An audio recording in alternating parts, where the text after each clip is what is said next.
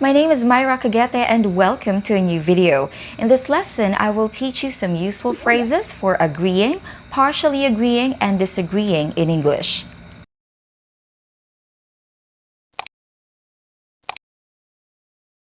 The expressions and phrases that you're going to learn from this video can most probably help you at work, especially if you work in the corporate world where you need to attend a meeting or write an email in English. At syempre, para din to sa mga tao na gusto matuto, no? Gusto lang nilang madagdagan ng kanilang kaalaman at matuto ng iba't ibang paraan ng pagsabi ng I agree or I disagree in English.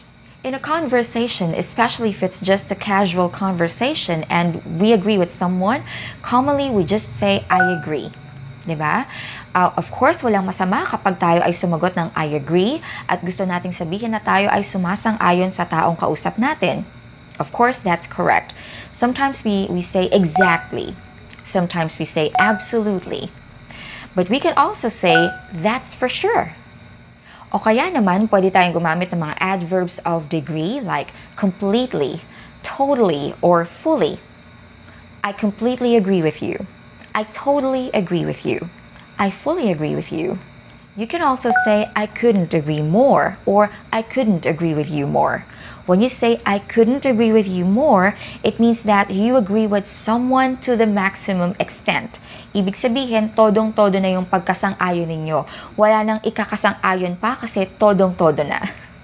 That's exactly what I think. I have no objection whatsoever. I see what you mean, and I agree with you. I see that way too. I hold the same opinion. I share your opinion, or I share your view. No doubt about it.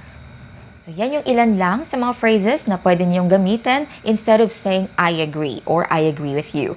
Ngayon, paano naman kapag tayo ay hindi talaga sumasang-ayon ng buong buo? If we just partially agree. When you partially agree with someone, you can say, I agree with you up to a point. Ibig sabihin, hindi talaga 100%, just up to a point. O kaya naman, you can say, I agree with you to a certain extent. Okay? I agree with you to a certain extent. Pareho lang yan nung I agree with you up to a point. Pwede nyo rin i-explain kung bakit kayo hindi sumasang-ayon sa taong yun ng buong buo. Okay? You just partially agree with someone. But you can use some phrases before you start explaining why you don't agree with that person. You can say, I see what you mean, but I understand that, but you may be right, but that may be true, but so after ng mga phrases na ito, pwede ninyong i-explain kung bakit kayo hindi sumasang-ayon ng buong buo dun sa taong kausap ninyo. Now, when you disagree with someone, there are a lot of ways to express that. You can say, I don't think so. I think otherwise. Not necessarily. I'm not too sure about that. That's not always true. That's not necessarily true. That's not always the case. That's not how I see it.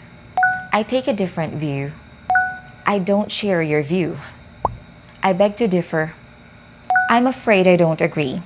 Okay, itong merong I'm afraid, hindi ibig sabihin ito na kayo ay takot. Okay? This is just a polite way of starting your statement when you disagree with someone.